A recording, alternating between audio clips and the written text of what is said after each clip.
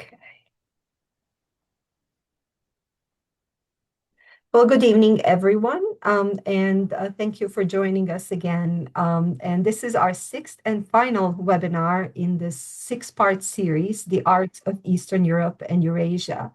As I say every time, this series is designed to support you as educators in bringing the rich artistic traditions of Russia, Eastern Europe, and Eurasia into your classrooms.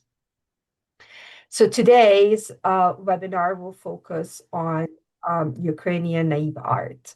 So my name is Sandra, and I am the Education Outreach Administrator at the Davis Center for Russian and Eurasian Studies at Harvard University. And this series, The Arts of Eastern Europe and Eurasia, is it's a collaboration between several different universities, total 8, and centers. They're centers for Russian and Eurasian studies. And the universities that are collaborating, again, I don't want to read the long names of the centers, but are, as I said, Davis Center at Harvard University, the Center for Russia, Eastern Europe, and Central Asia was at University of Wisconsin-Madison, University of Pittsburgh, University of Kansas, The Ohio State University, University of North Carolina, Chapel Hill, Indiana University, and University of Illinois, Urbana-Champaign. So I want to remind you, as a final reminder, that educators who attend all 6 sessions will be eligible to receive 10 contact points or PDPs, professional development hours.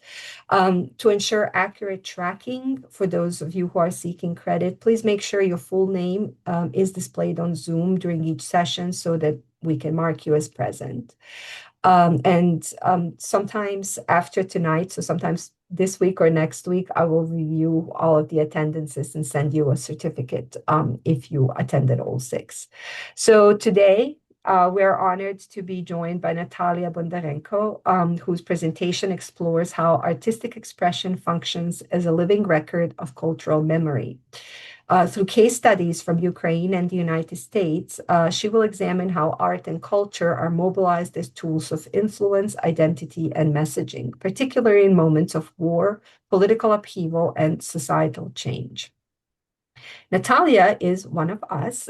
She serves as the International Education Program Coordinator at the Center for Slavic, Eurasian, and East European Studies at the University of North Carolina at Chapel Hill. Prior to joining there, Nataliia founded and managed Sorobin schools in Mariupol, Ukraine. She also served as a lecturer at Beetroot Academy in Ukraine, mentoring aspiring entrepreneurs. She holds a bachelor's degree in sociology from the National University of Kiev, Mohria Academy, with prior experience as a public relations specialist at Ukraina TV channel. Nataliia manages the center's outreach initiatives and communications. So please join me in welcoming Nataliia Bondarenko to our presentation tonight. Nataliia, the stage is all yours. Thank you, Sandra, for this kind introduction. Before we begin, I want to start with one simple question. I would ask you to think of one artwork that you shared with your students, or you can think of that could stay for months in their minds with your students. We'll go back to that later, but just think of one artwork that comes to your mind, and maybe we still have the chat, so maybe you can put it in the chat. As Sandra said, my name is Nataliia Bondarenko. I'm originally from Ukraine, and now I work for UNC Chapel Hill. First of all, I have to say that I am not an art historian or an artist. I do have some of my art behind me, which is kind of probably proves my point that I'm not an artist. But I'm very passionate about building cultural bridges and bringing different cultures into classrooms, no matter what you teach. But I believe that can be beneficial. So my mission is very simple. I try to educate, inspire, advocate for rich and resilient culture. This mission is very important to me. That's why I highly appreciate you taking your time so late in the, I don't know if we have everybody from the East Coast spending your night with us tonight. I don't think we will go that long, so hopefully we'll be uh, uh, according to the schedule. So yeah, as I mentioned, we have the chat option. I won't be able to see it once I share my screen with you because I well, if we talk about the art, I want to show you something other than my art. But Sandra was nice enough to offer. She will articulate your questions. So if you feel like typing in your question, please do that. If you want to speak out, please do that. I don't expect people to just listen to me for 90 minutes ever. So now, if I may share my screen with you so that we can see the presentation. And I did it so well last time. I need to move the thing. Here it is. Okay. Now it's the whole thing, right? Yes, we can see it. Okay. I want to start with a simple idea that guides the whole talk. Heritage is usually associated with the past, but in reality, heritage only exists if it continues into the future. That's what makes it different from archives and museums. So this presentation is not about nostalgia, it's about the access and about what happens when access to culture is interrupted and how it can be restored. We often think of heritage as something that is preserved in museums, but culture survives mostly through practice, through things that people repeat in their everyday life, like songs, like stories, like fairy tales, language, rituals.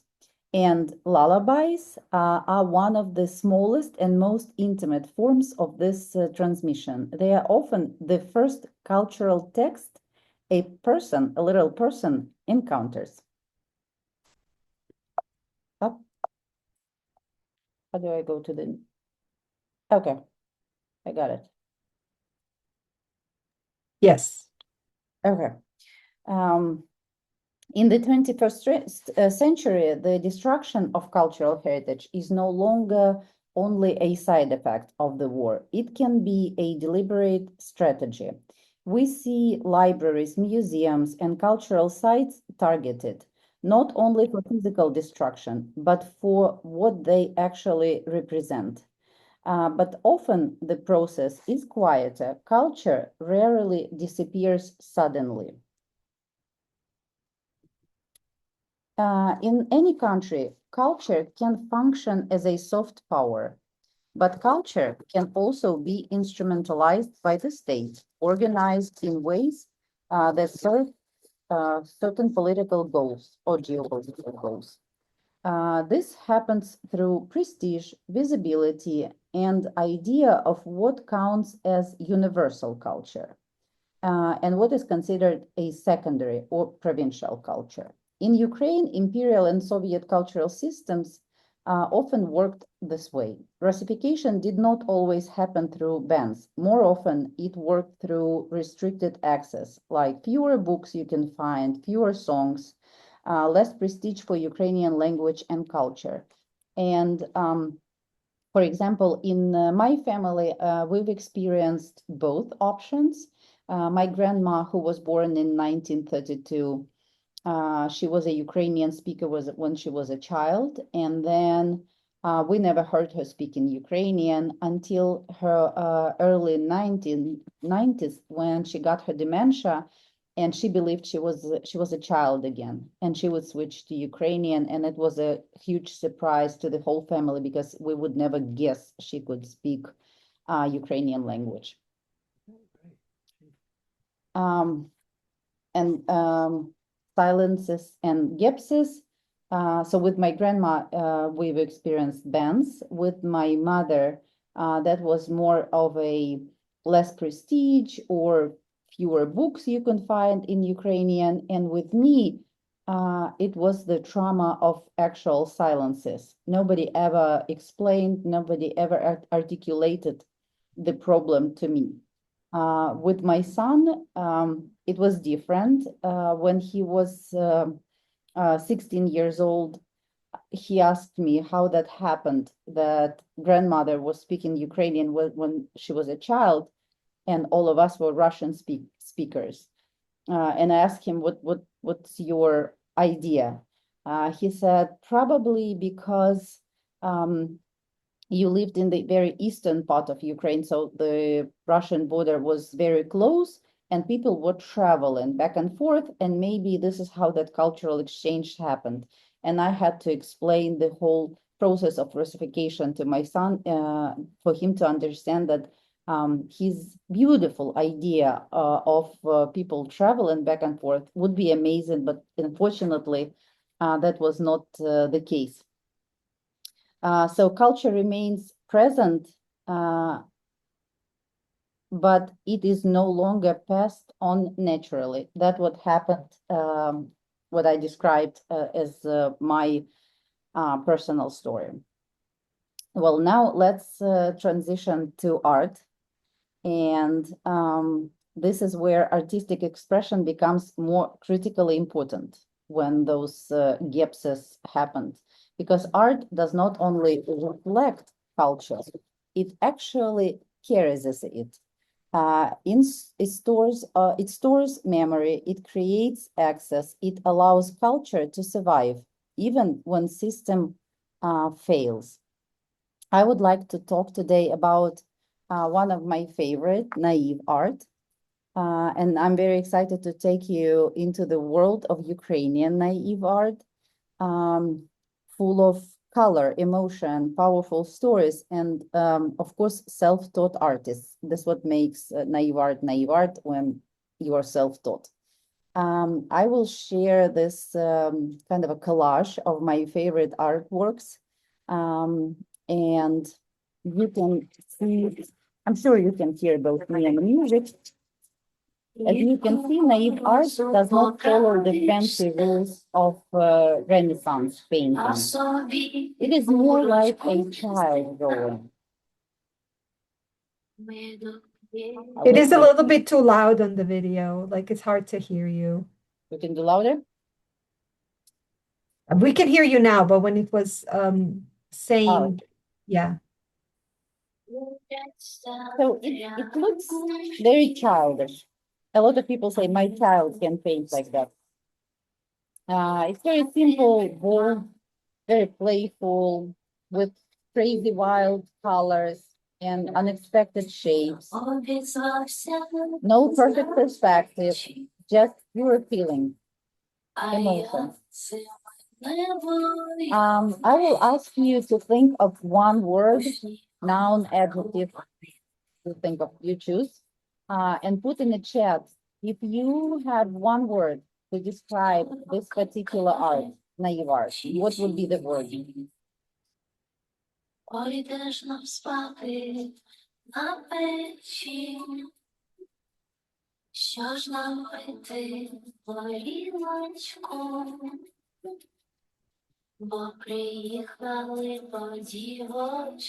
you seeing chat or do you want me to tell you what they're saying? Okay. So bold. Maybe. Oh, I do see it. I do. Okay, good. Colorful.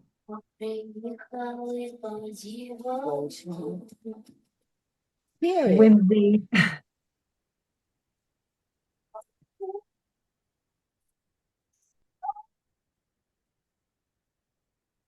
That's Verizon. I love it.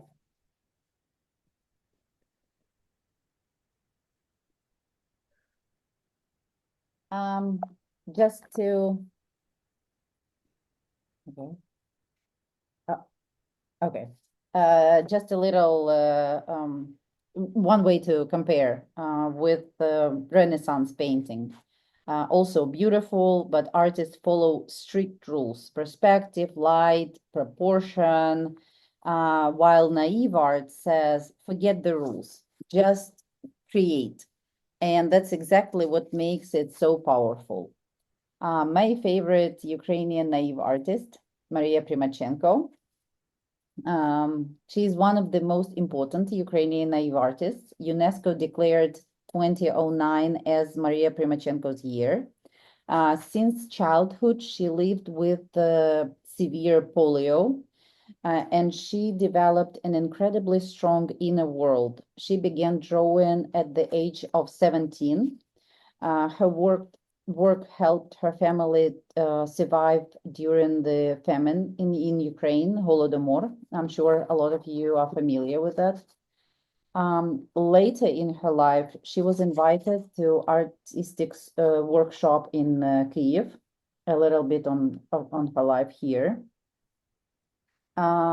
So she went to this workshop just like an ordinary girl, and she came back as a famous artist. She returned to her village as a recognized talent. Her work was exhibited internationally: Paris, Warsaw, Prague, Montreal. Even geniuses like Picasso and Chagall admired her work.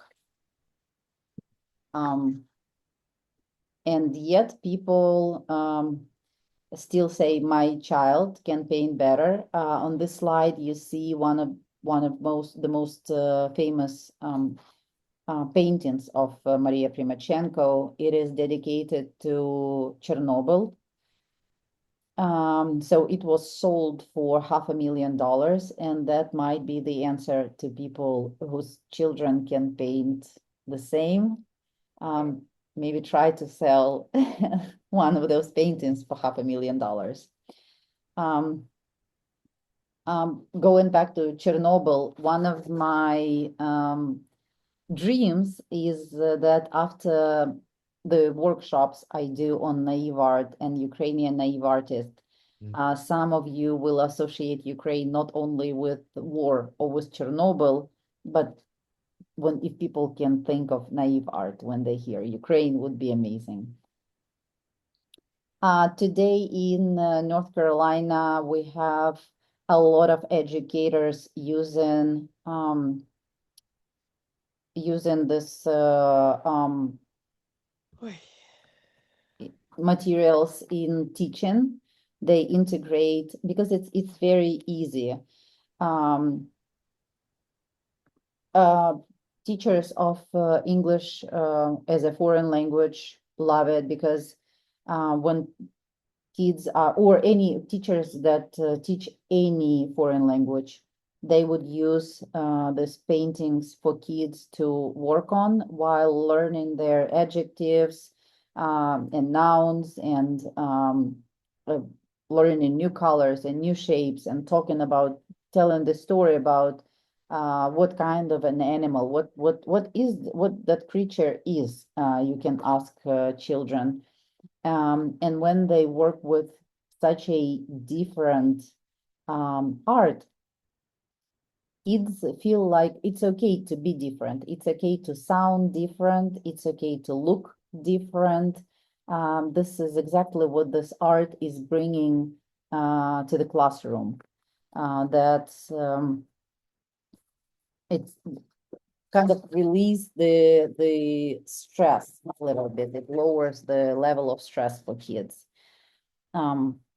So this is how we use naive art to create kind of a non-judgmental space for kids in the classroom. It's also is very popular to use in the art therapy. So we've been having a lot of nice feedback, and I'm happy to share our lesson plans with you if you feel that you might want to use them in your classrooms. Another amazing artist from Ukraine, it's also naive art. Her name is Polina Rayko. And if I may ask you to put in the chat, who is it? So you see three, I'll do it again. You see three something. Can you put in the chat, what do you think those creatures are. Polina Raiko also didn't have any artistic education.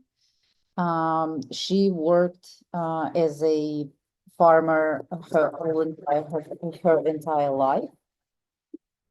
She began painting at the age of 69 as a response to big traumas in her life after losing her husband and her son, and later her daughter also was killed in a car accident.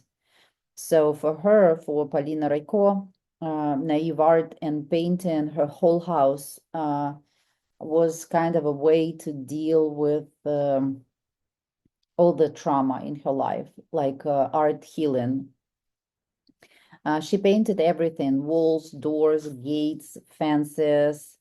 The very last art that she painted herself in one of the inside door of her closet, because it was the only space in the whole house left that didn't have any pictures on it.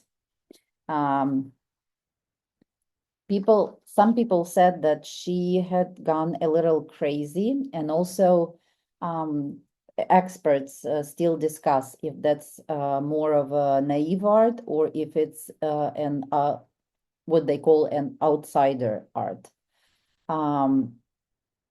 So the question is still open, but she had a very deep meanings for each of her paintings in her house. For example, if she was painting this birds a lot, that was her favorite to do the birds. So she said she had two birds on one wall and then one similar bird on the second wall. So these two were a couple, and on the separate one, that was a mistress. One day, and then the next day, she would say, "No, that's a wife, and now he's with the mistress." So she had like whole story behind each of the art of the paintings. And going back now, I would like to see the chat and see what do people think about the.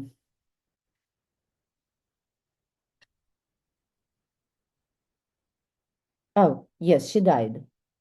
Cat or okay. Oh, that is smart to say either cat or owls. Owl.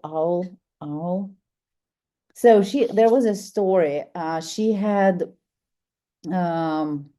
journalist visiting and taking pictures and interviewing her, and somebody said, "Oh, those are really nice owls," and she said, "Get out of here." So she actually made people leave her place because those are leopards. So nobody ever said, but you saw the cat, so yeah, they do look like a little like cats. But in her mind, those were leopards. But anyway, in 2023, the house was flooded after the destruction of Kakhovka Dam, and now it's more than 60% of paintings were destroyed. This is how to click on it. This is how it looks after the flooding. Just like all of the houses in that village and several villages in the same region in Kherson region in Ukraine, very southern part of Ukraine, close to the Black Sea. So we missed that part, but this is where I want to talk about what happens when we lose artwork.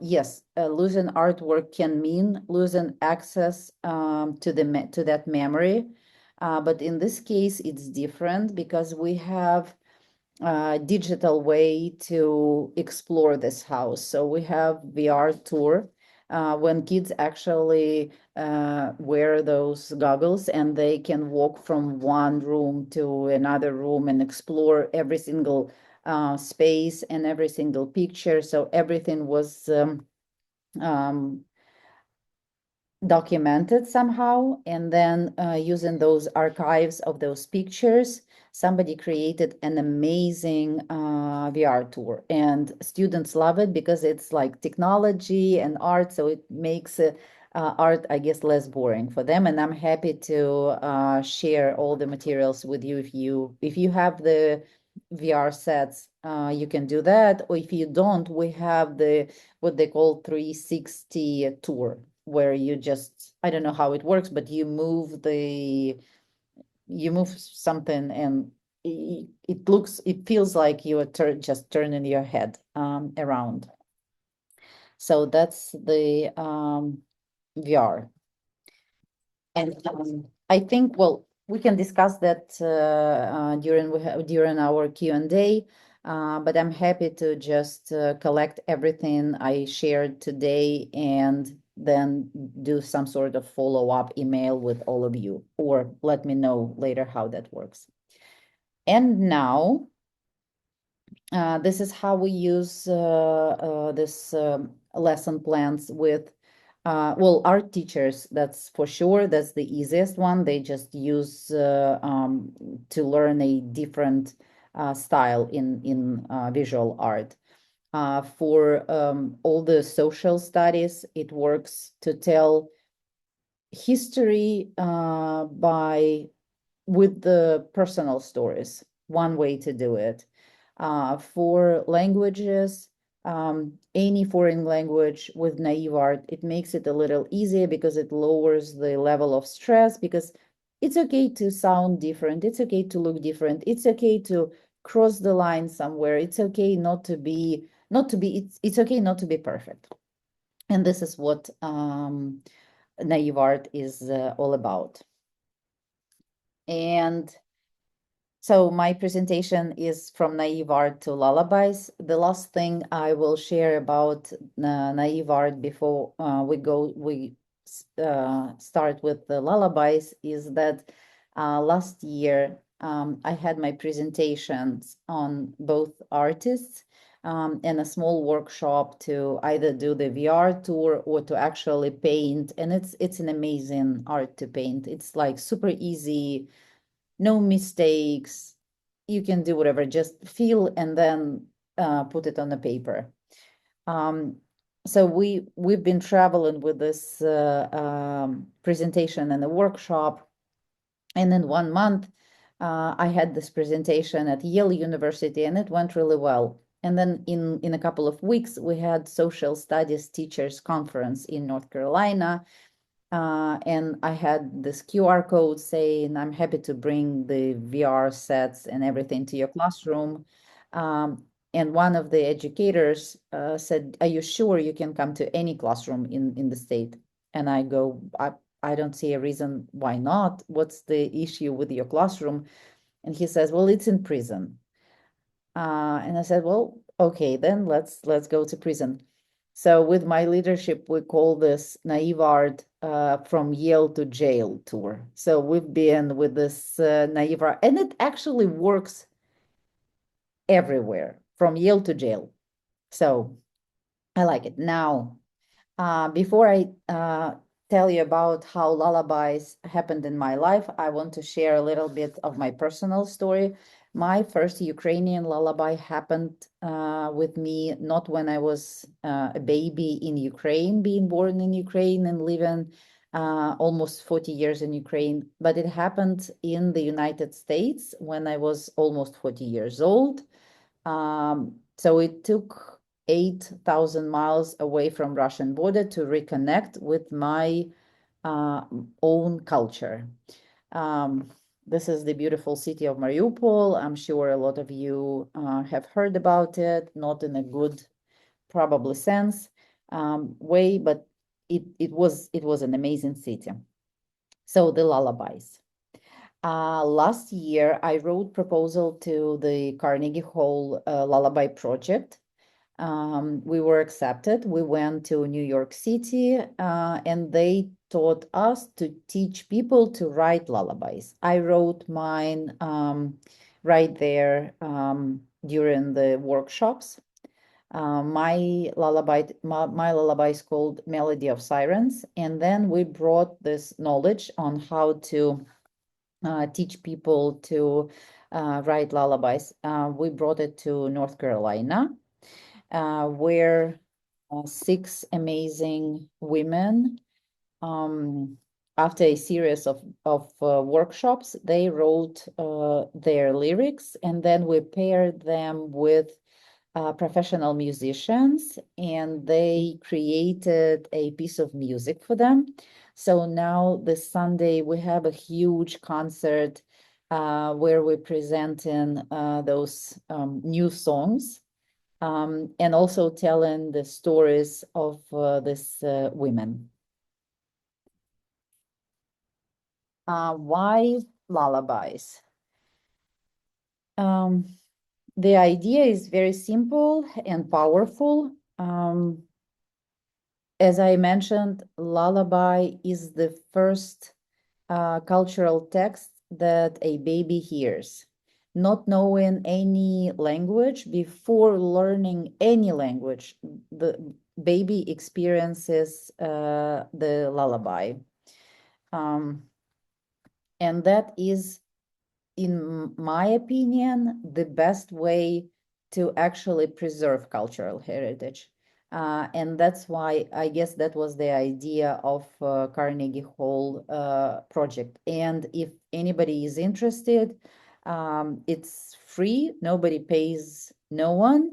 So you just apply, they help you with all the resources, with all the materials, they teach you, they guide you, they support you.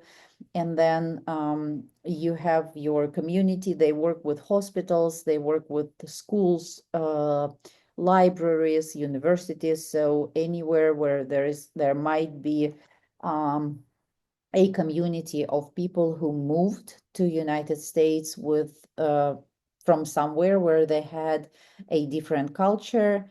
That's the way to kind of support those communities, to help them and be there for them in their desire to preserve their own culture. Um, in the wartime, this becomes even more visible. And for example, in Ukraine right now, children fall asleep to sirens. And in that context, a lullaby becomes something more. It becomes a continuity. In that sense, lullabies are infrastructure. It is much more than just a song right now. The woman that we worked with, the Ukrainian women we worked with, they were not just participants. They became creators and transmitters of that culture. A lot of them experienced those bends and gaps, and then later silences between and gaps in transmission of cultural heritage in their own families. So it was like reconnecting to their own culture with the idea, with the main goal to pass it on, to keep this transmission going. So they restored something essential, the ability to pass culture forward, because as I said earlier, it's the main condition to differentiate between heritage and archive. In order for heritage not to become an archive, you have to make sure you pass it on. So those are not just stories; those are evidences, because each song, each lullaby they wrote is very personal. They are super different, extremely different stories, and styles are very different. And we're happy that people kind of try to stay very connected to their personality, to their lifestyle, to their family, to their traditions.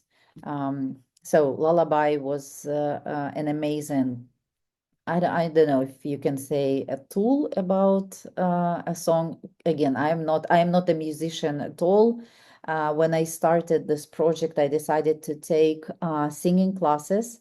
And once in that during the singing class, I said, okay, it was easy for me with the words, with the lyrics, when we were learning a new song. So I would just write down the text a couple of times, and this is how I memorized the text. But then I said, how do we do this with the music?